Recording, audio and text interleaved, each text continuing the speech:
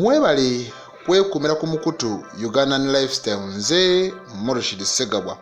Kukoledde n'emboozi nga njagala tukube ttooki mu relationships ezibaddewo ensangi zineeno myaka si mingi mu 2000s naye nesobola okubeera nga ziggwawo abruptly n'otamanya oluusi kikibaawudde oluusi n'ogala maaso n'okubanga omanya ekyabaawudde.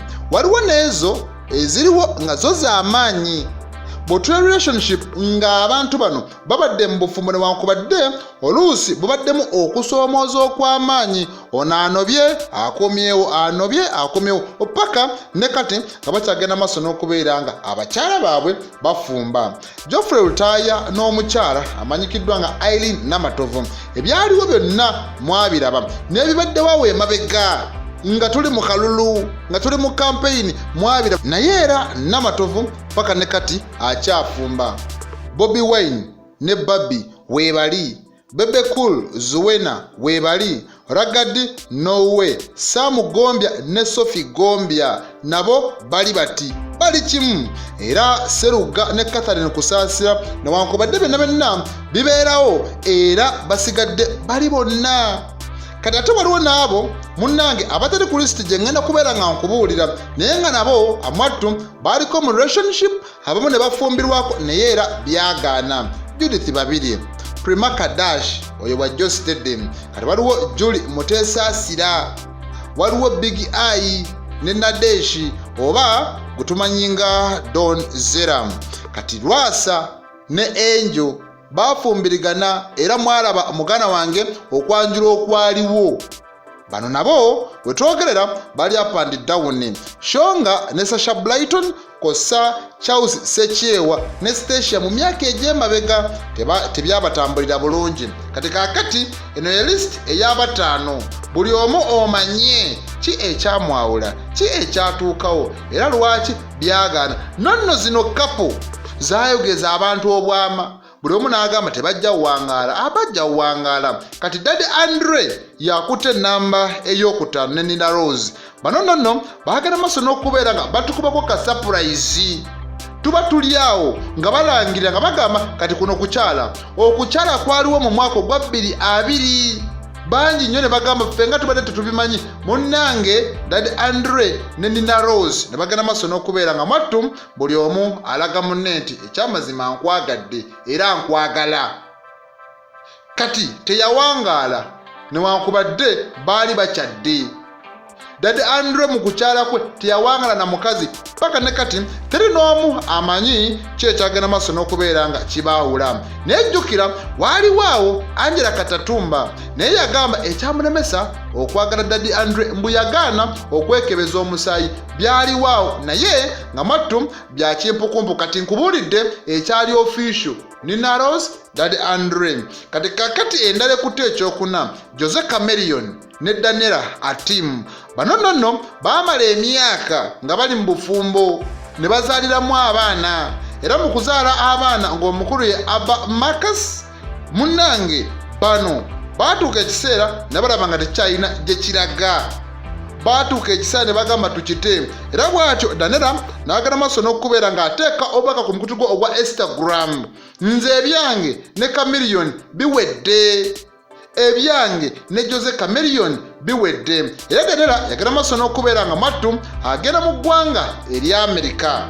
Mu Amerika yagenda n'abaana be era buterevu n'asalawo atambuze obulamu obw'obwomu. Jose Chameleone naye n'agamba waayi kasita abaana mbawuliza n'omukyala muwuliza kambeere eno kambeere mu bwomu bwange.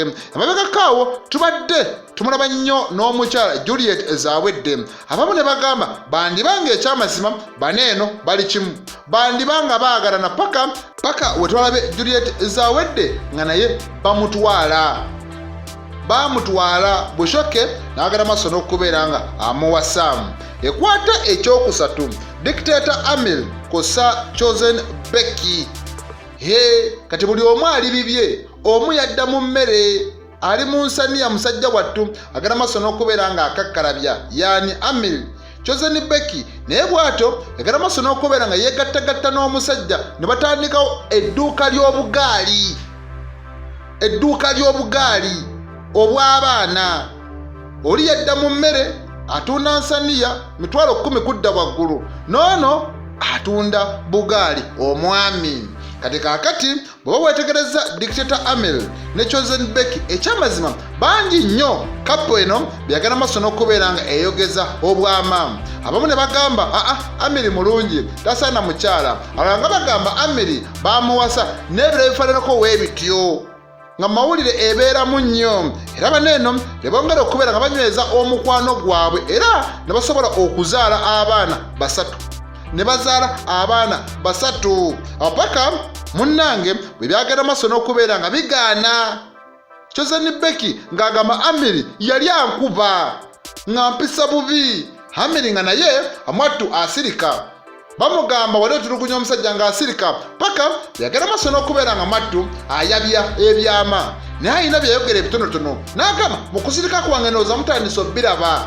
Oyo gwe mulaba Abdul Sekajja yali ddereeva wa Chosen Becky namuleetanga mukubi wa bifaananyi kati eyali bestman n'awunzika nga ye Kawasa.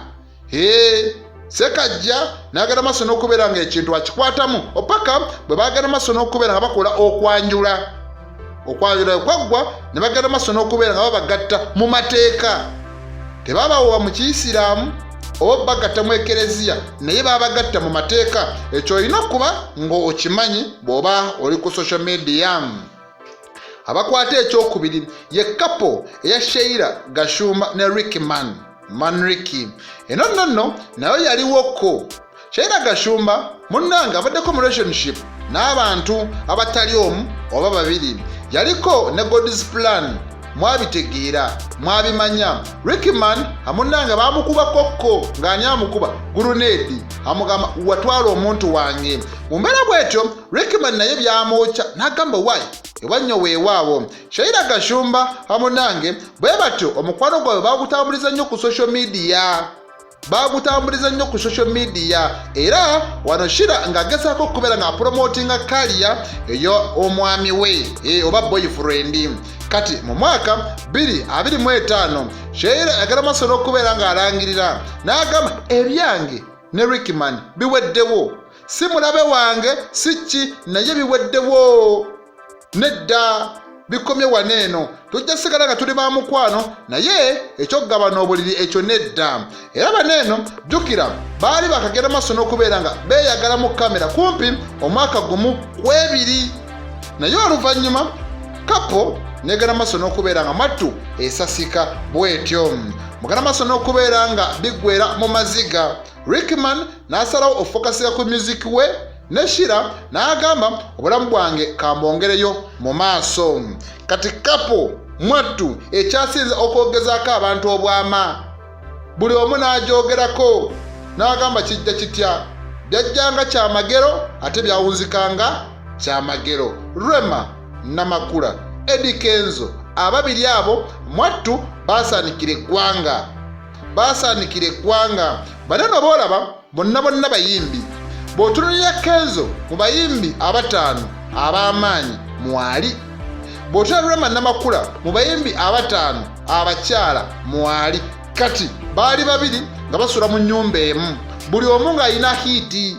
Ono ayimba ziri eri zikabona mawanga nga noono wano ewaka mwattu atussa omuziki. Kati nno bino byatandika ng'ebyokusaaga. Omwaka tuyingira 2013 2014 bwe tutyo ne tulaba nga Rema Namakula yandibanga amwattu ali mu mukwano ogwa ddala ne Edirisa Musuuza BET Award winner. Kati ebyabwe byayongera okubeera nga bitagala mu mwaka 2018 2019. Rema bw'atyo yagenda maaso n'okubeera nga atandika okudeetinga Dr. Amza Sebunya.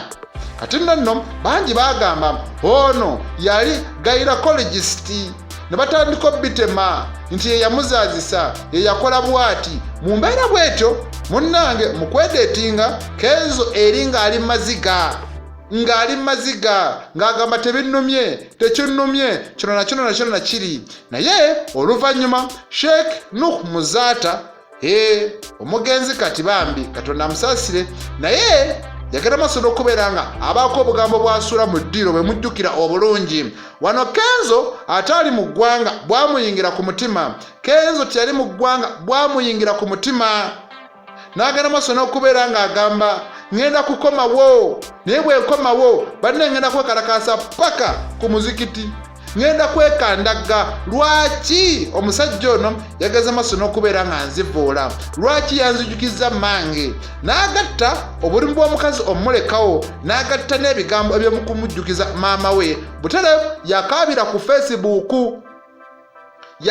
ku Facebook agajjulujjulu n'agamba Uganda government where are you? Wowe situusiza olulimi Luganda. Bannanga omusajja n'avaayo n'ayogera ebyo nga mulaba.